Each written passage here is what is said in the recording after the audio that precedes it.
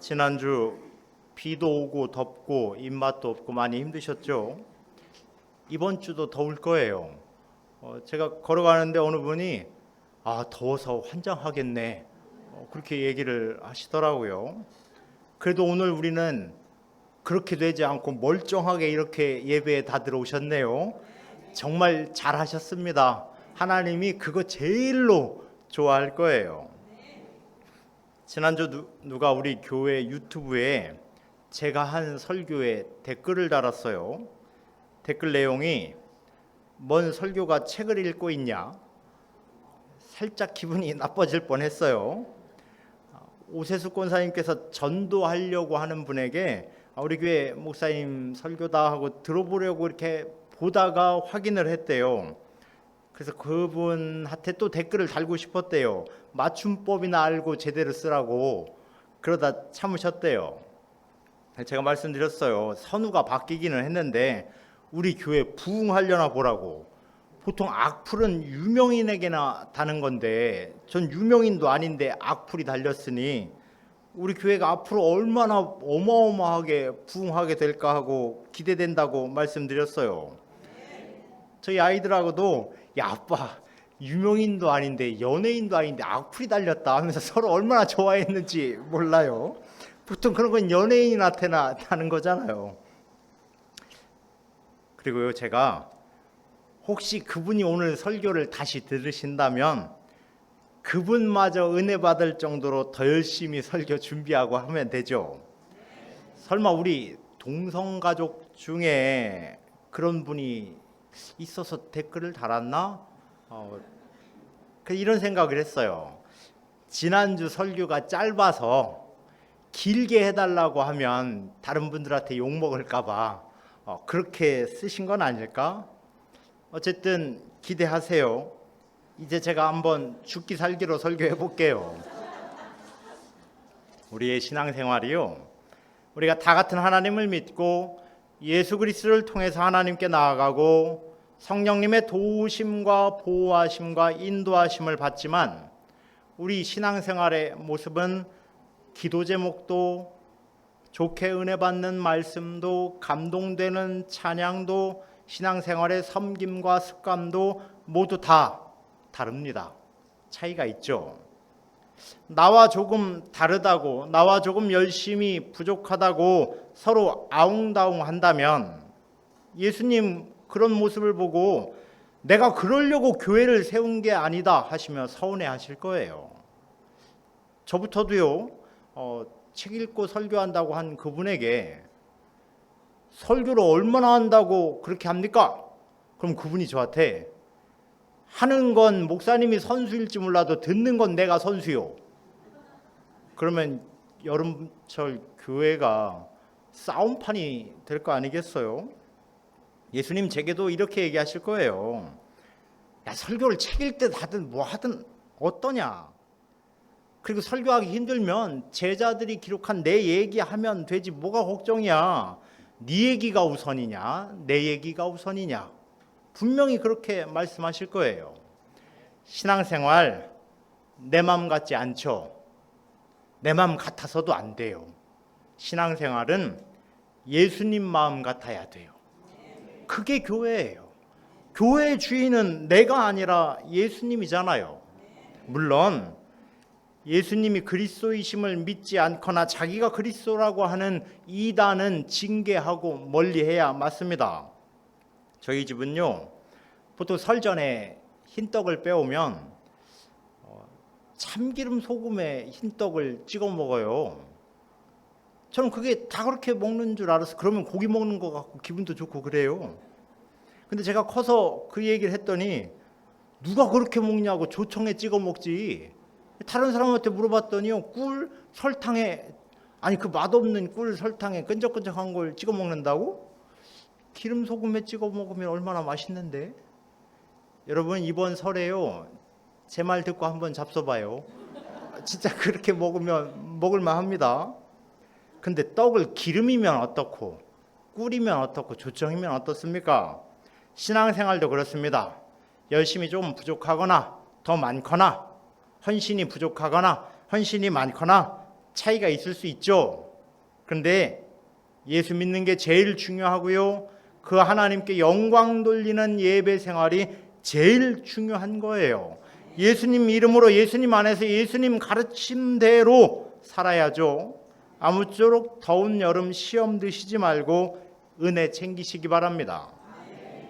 여러분, 전화가 처음 놓여졌을 때 그 옛날을 한번 기억해 보시면요, 아이들한테 한 얘기 있어요. 전화 만지면 안 된다, 전화 만지면 안 된다. 그 얘기를 꼭 많이 했어요. 그래서 보통 말 안 듣는 애들 있는 집은 전화를 애들 손에 안 닿는 곳에 높이 올려놨죠. 기억들 나실 거예요. 저희 집도 제 손에 안 닿는 곳에 전화기를 처음 놨을 때 기억이 하는데, 지금은 외국과도 손쉽게 통화하죠. 제가요, 미국에 있는 누나하고 예전에 통화하는데 멀다는 지구 반대편이니까 생각에 막 크게 얘기해서 누나 그래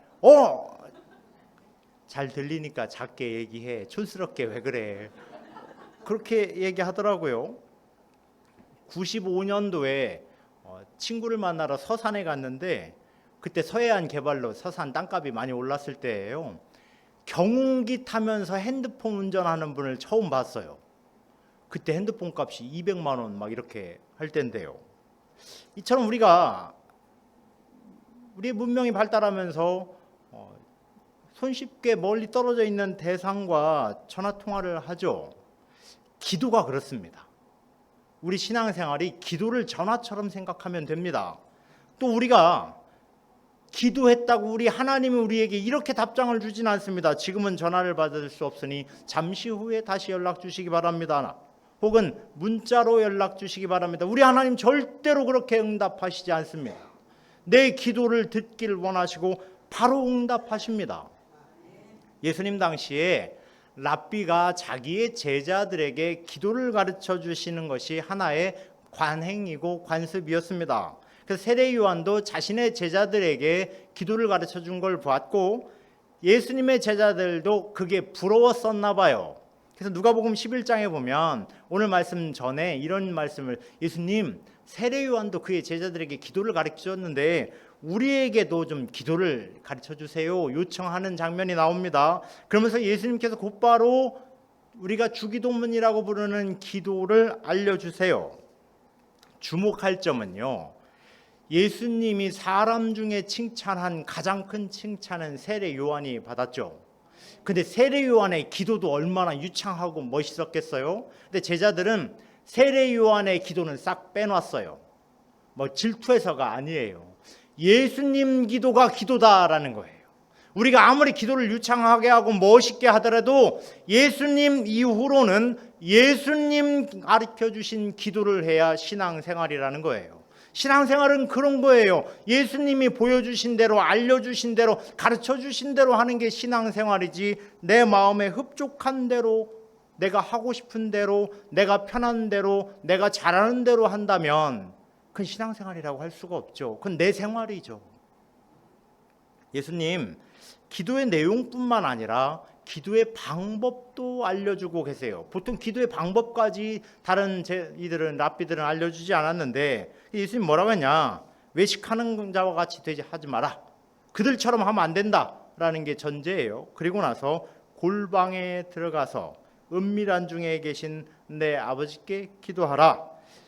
당시 유대인들이 살던 집은요, 골방이라고 부를 수 있는 독립된 공간이 없습니다.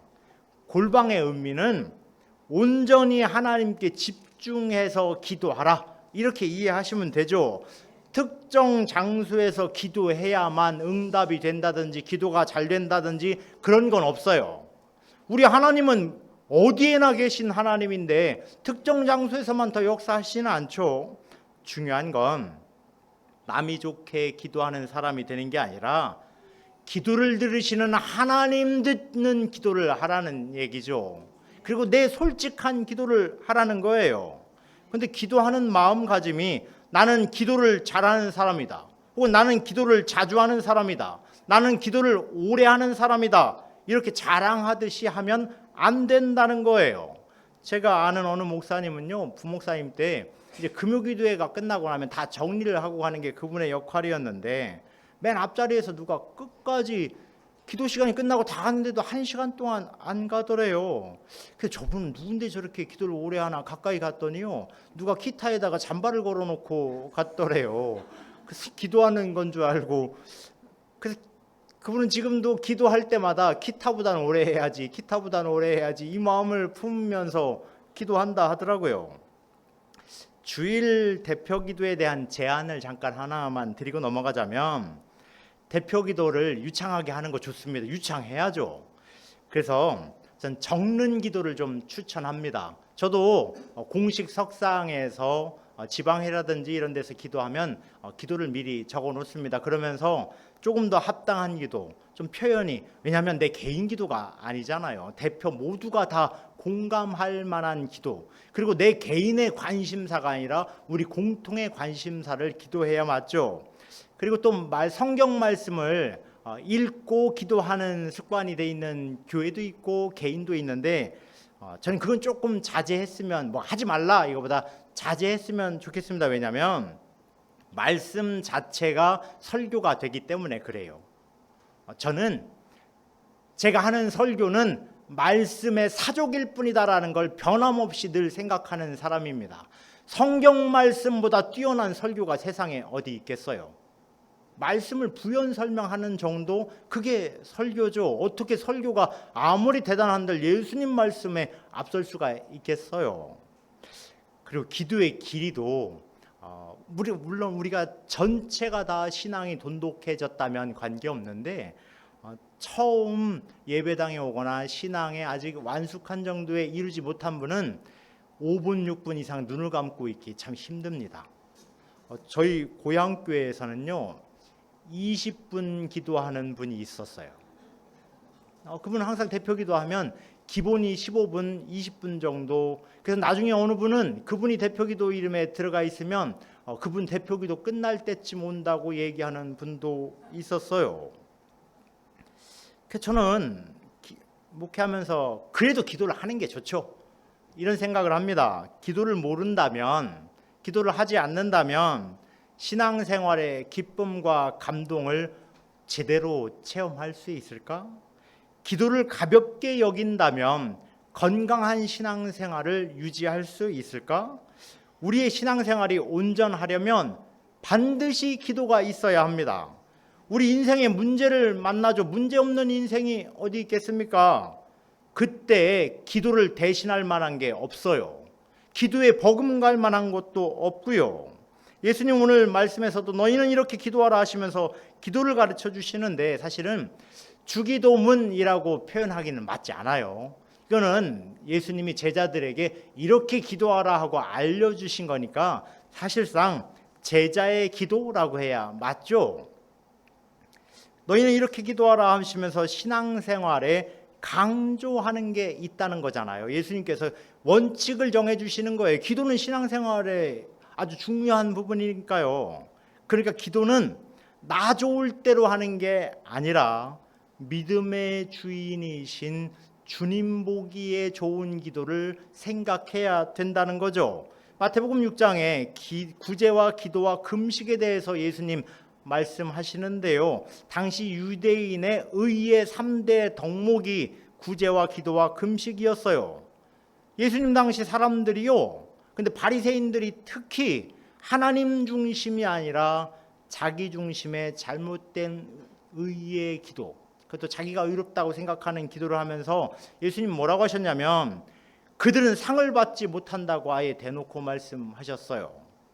구제와 기도와 금식을 가르쳐 주시면서 설명을 하는데, 이 기도의 내용이 복음서의 내용과 일치하는 성향을 띱니다. 이건 뭘 얘기하는 거냐면, 제자들이 예수님 기도를 기억하고 암송하고 묵상하면서 당연히 예수님의 일대기를 기록하고 교회에 관한 글들을 기록하면서 그 기도의 원칙에 맞추어서 기록하기 시작했다는 거죠. 이게 신앙생활의 골자가 되는 부분이에요. 그래서 당시 기독교인들은 내 삶을 바르게 갖춰야지 해서 아침과 점심과 저녁에 예수님 가르쳐 주신 기도를 하고 내 인생이 지금 내 신앙이 그 기도에 맞추어 있는가를 점검했다고 합니다. 뭘 점검했느냐? 하늘에 계신 우리 아버지여라고 하면서 나는 이 땅에 소속된 사람인가 하늘에 소속된 사람인가를 점검했고요. 나라가 임하옵시며라고 하나님 나라의 임하심을 기도하면서 내 가치관은 세상 가치관에 맞춰 있는가 하나님 나라의 가치관에 맞춰 있는가를 점검했고요. 오늘 우리에게 일용할 양식을 달라고 기도하면서 나는 지금 세상을 의지하는가 하나님을 의지하는가를 점검했고요. 우리에게 죄 지은 자를 사하여 준 것 같이 우리 죄를 사해 달라고 하면서 은혜가 없이는 살 수 없는 인생임을 나는 오늘 또 고백하고 살아가고 있는가를 다짐했고요. 우리를 시험에 들게 마옵시고 악에서 구하달라고 기도하면서 악에게 지지 않고 선으로 악을 이기는 선택을 하자는 걸 다짐하고 또 다짐했다고 합니다.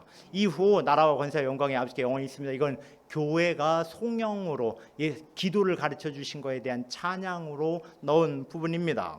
그러니까 주기도문은 예수님 가르쳐 주신 기도는 교회가 우리의 신앙이 지금 바르게 되고 있는가를 점검하는 기도로 늘 자리 잡았고 그게 다르면 우리의 신앙이 잘못되어 있다를 확인하는 부분이 되었다는 거죠. 그러니까 신앙생활에서 매우 중요한 부분이에요. 예수님께서 그러면 어떻게 기도하라고 하셨냐? 하늘에 계신 우리 아버지여 하나님과의 관계 속에서 기도해야 된다는 걸 중요하게 여깁니다. 제가 어린 시절에 교회 학교에서요. 교회학교 선생님께서 하나님을 아버지라고 부르니 얼마나 좋으냐. 저는 별로였어요. 저희 아버지가 정말 무서웠거든요. 지금까지 저희 아버지하고 한 대화를 다 합쳐도 2시간이 채 될까? 그렇게 안 되는 것 같은데 기도를 아버지 하나님하게 하면 기도를 2시간이면 된다는 얘기 아니에요? 그리고 저는 초등학교 때 이 세상에서 우리 엄마가 제일 이쁘고 우리 아버지가 제일 무섭게 생겼다 생각했어요. 근데 살면서 사람들이 자꾸 저보고 아버지 닮았대요. 별로예요. 그래서 지금도 그 사람이 잘못 보고 있다. 난 우리 엄마 닮았는데 아빠라고 불러본 적도 없는 것 같아요. 다 아버지를 지금까지 아빠라고 불러본 적이 없는 것 같아요. 꼬마 때는 했을지도 모르죠.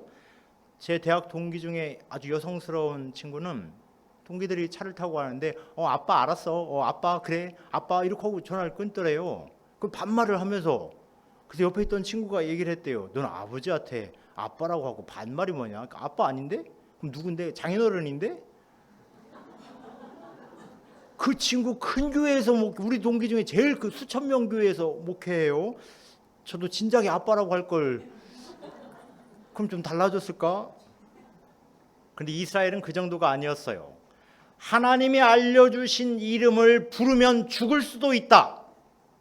그래서 하나님의 이름이 기록된 부분이 나오면 성경을 읽다가 제사장들이 나가서 옷매무새를 다시 단정히 하고 와서 읽지도 않고 하고 넘어갔어요.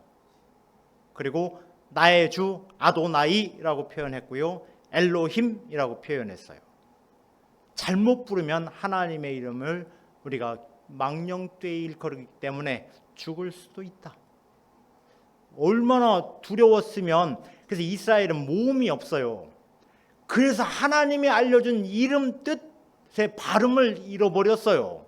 그래서 나중에 그냥 이렇게 불렸겠지라고 해서 모음을 갖다가 붙인 게 여호와고 점점 더 공부하고 하니까 야훼라는 말이 더 원 표현에 가까웠을 것이다. 그것도 정확한 발음은 아니에요. 그렇게 추정할 뿐이에요. 그런데 그런 세상에 예수님께서 기도를 알려주면서 하나님 우리 아버지, 그것도 아바 아버지, 아바는 우리 아빠하고 똑같은 표현이에요. 그러니까 이 기도의 내용을 듣는 제자들이 기록을 했지만 그 당시는 이러다 죽는 거 아니야? 이렇게 기도하면 우리 벼락 맞는 거 아니야? 이런 생각했을 수도 있어요. 그리고 이렇게 기도를 어딘가에서 했을 거 아니에요. 그럼 당시 유대인들이 저놈들 하나님의 이름을 망령되이 어떻게 하나님을 아버지라고 하냐고 아빠라고 하냐고 정신 나간 놈들이라고 막 이렇게 얘기했을 거예요. 그런데 누구의 기도를 들으셨다는 거예요? 누구의 기도가 능력이 됐다는 거예요? 신앙생활 엄격한 아버지가 아니라 다정한 아빠와의 관계에서 시작하라.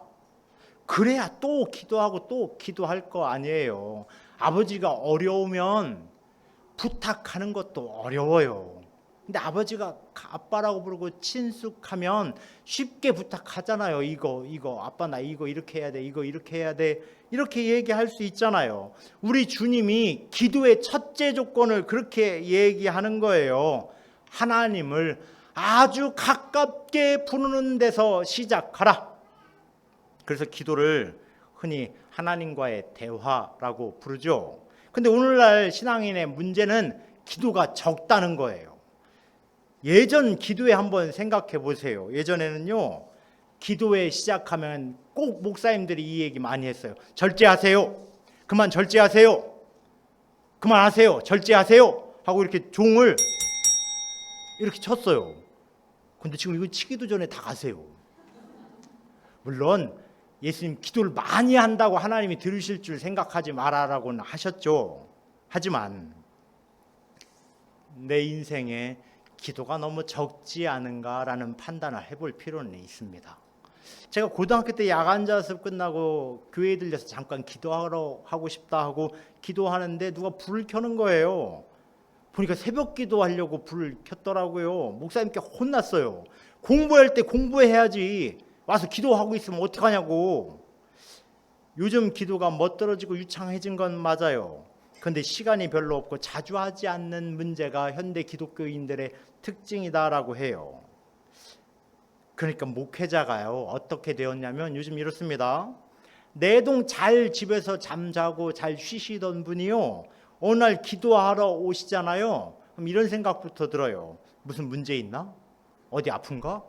돈 잃었나? 왜 저러지? 근데 더 놀라운 건 문제가 해결되면 해결됐다고 얘기 안 하고 기도회를 안 나와요.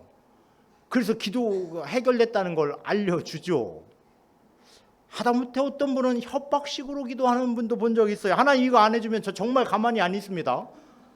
저 교회 안 나올 거예요. 이렇게 기도하는 분도 있어요. 물론 그게 통할 때도 있어요. 하나님 우리를 사랑하시니까요.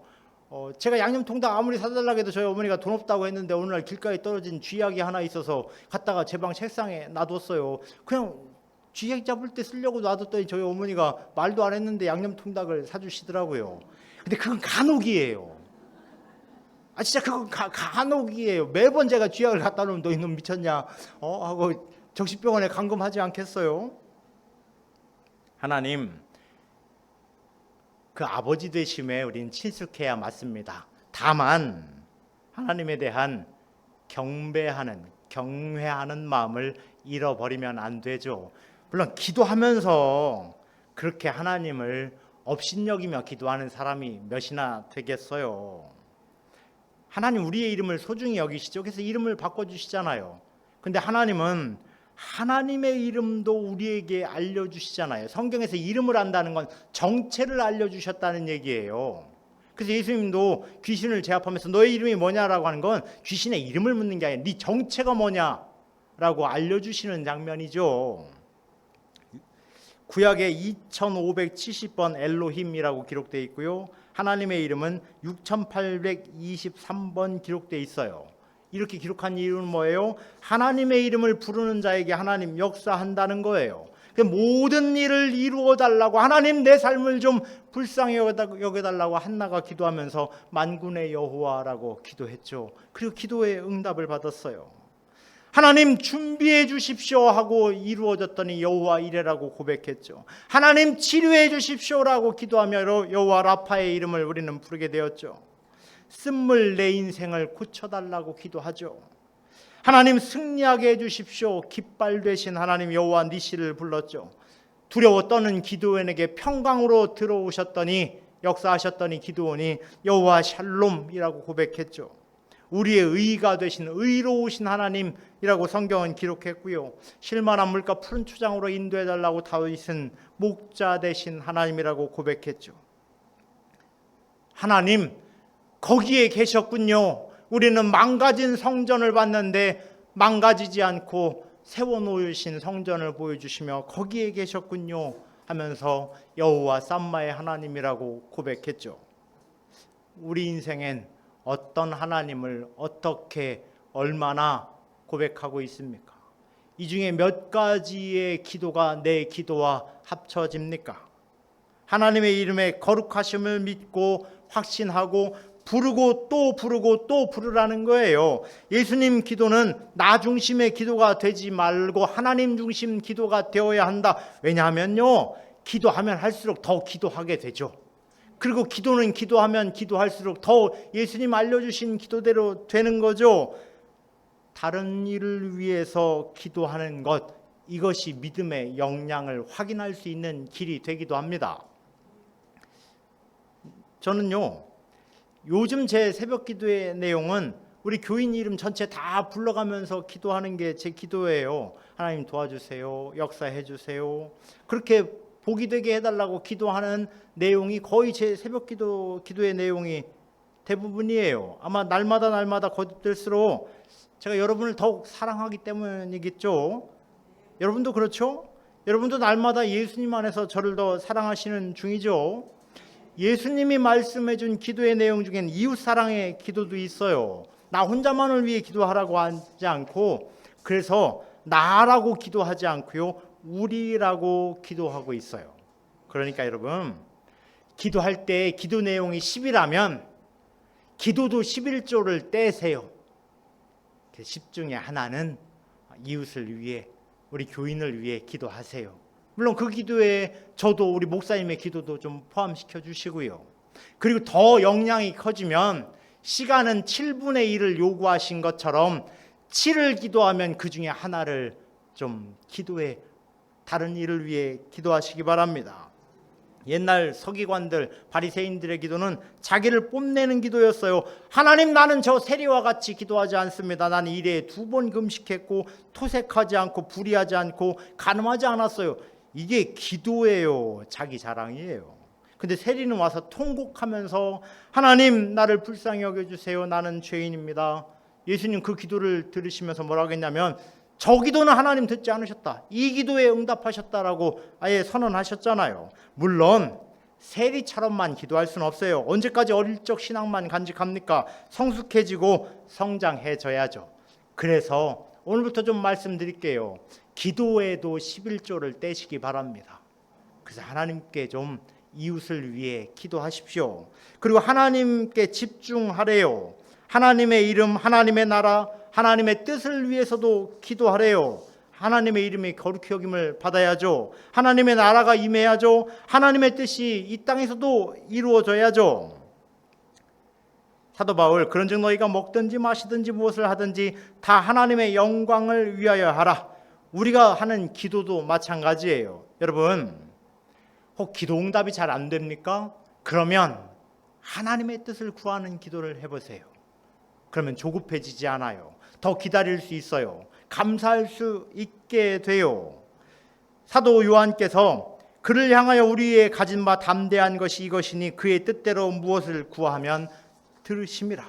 하나님 뜻대로 구하래요. 그러면 응답하시다고 얘기합니다. 무디 목사님은 기도는 내 필요에 의해서 하나님을 내 편으로 만드는 것이 아니라 하나님 뜻에 나를 맞추는 일이다. 이 정도 기도에까지 나가자고요. 물론 내 기도를 해야 됩니다. 그래야 기도가 늘어나죠. 언제까지 남의 기도만 할 수는 없어요. 그렇지만 예수님도 겟세마네 동산에서 하나님 뜻으로 기도를 마무리 짓잖아요. 뭐 하나님 뜻대로 기도하는 거 뭐 알아요. 그렇게 해야죠. 내 뜻도 중요해요. 그거 예수님 값없다고 얘기하지 않습니다. 동성가족 여러분, 우리 이 말씀을 좀 기억하세요. 너희는 먼저 그의 나라와 그의 의를 구하라. 그리하면 이 모든 것을 너희에게 더하시리라. 오늘부터 기도할 때 이 생각도, 이 말씀도 좀 함께 더불어서 기도하시면 좋겠습니다. 또 우리에게 필요한 양식을 위해서. 근데 전에 어느 분이 나는 일용할 양식이 많은데 그럼 주기도문이 내게 필요 없지 않은가? 이렇게 반문하는 분도 있었어요. 예수님 당시를 좀 돌이켜 봐야 돼요. 이때 일용직 노동자였어요, 대부분이. 그리고 일이 없었어요. 나라가 망했으니까요. 그래서 잠들기 전에 내일 또 살게 해주세요 하나님, 그 기도예요. 그냥 먹을 양식이 아니라. 그리고 이 기도는 어디로 거슬러 올라가냐면 날마다 먹을 양식을 주셨던 광야에서 만나와 메추라기로 거슬러 올라가는 기도가 됩니다.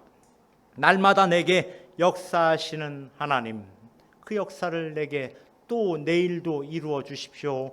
나는 습관적으로 살지 않겠습니다. 은혜로 살겠습니다. 나는 내가 의지하는 것으로 살지 않겠습니다. 나는 은혜로 살겠습니다. 나는 내가 쌓아놓은 업적으로 살지 않겠습니다. 나는 은혜로 살겠습니다 라는 고백이잖아요. 이 고백이 우리를 더 예수님을 닮아가게 해주는 거잖아요. 예수님 공생애가 3년이에요. 짧아요. 그런데도 예수님 날마다 기도하셨어요. 사역하기 전에 40일 금식 기도를 하셨고요. 제자들을 선별할 때도 밤이 새도록 기도하셨고요. 오병이어의 기적이 있었던 날도 제자들을 돌려보내시고 혼자 산에 올라가서 기도하셨어요. 시작도 끝도 예수님은 기도였어요. 십자가상에서 7마디 중에 3마디도 기도였어요. 저희의 죄를 사해달라고 기도했죠. 그리고 내 하나님 어찌하여 나를 버리십니까? 이건 하나님 나를 버리셨다는 말씀이 아니라 시편 22편의 말씀을 인용하면서 기도하는 거죠. 그리고 나서 마지막 기도도 말씀도 아버지 내용을 아버지의 손에 부탁합니다. 시편 31편을 인용한 기도의 말씀을 이루시고 계시잖아요. 오늘날 예수님처럼 기도하기 어렵습니까? 그러면 그거 따라가려고 해보세요. 하면 또 돼요. 기도하다 보면 또 하게 되고 또 하다 보면 또 하게 돼요. 제가 전에도 말씀드렸잖아요. 우리가 땀방울이 핏방울이 될 수는 그런 경우는 없을 수 있죠. 그런데 이게 모세혈관이 터져서 피가 겉으로 나오는 경우래요. 근데 제가 전에 한번 막 통성기도 했는데 얼굴에 막 붉은 반점이 생겨서 병원 갔더니 그분이 이제 신앙인이었는데 목사님 얼굴에 실핏줄이 다 터진 거예요. 그 너무 아쉬웠어요. 조금 더 할 걸. 그래서 그걸 다 흐른 걸 좀 사진 찍어놓고 내가 그럴까봐 거기까지만 기도하게 하셨나봐요. 교만하지 않게 하시려고. 네가 뭔데 나를 이렇게 예수님 하시는 것 같아요. 오늘 우리는 어떤 기도를 어떻게 하고 있습니까? 초대교회는 예수님 기도를 아침, 점심, 저녁 3번 기도했대요. 우리 동성가족도 오늘부터 아침, 점심, 저녁 3번은 하나님의 이름을 부르면서 짧게라도 하나님 도와주세요 기도하자고요. 그래서 누가 동성교회는 어떤 교회야? 너 다니는 교회는 어때? 하면 이렇게 대답하자고요. 우리 교회 기도하면 응답받는 교회. 그러면 자동적으로 부응되지 않겠어요? 기도해서 응답받는데 어느 누가 교회를 안 오겠어요? 그렇게 놀라운 믿음의 역사를 이루시기를 축원드립니다. 기도하겠습니다. 사랑과 은혜의 하나님, 여기 모인 우리와 함께 해주시고 기도할 때에 우리의 소속이 하나님께 소속되었음을, 또 하나님의 가치로 삶을, 또 은혜가 아니면 안 된다는 것을 고백하며 모든 것에 선으로 이기겠다는 다짐하에 신앙생활 승리케 주옵소서. 나사렛 예수의 이름으로 간절히 기도하옵나이다. 아멘.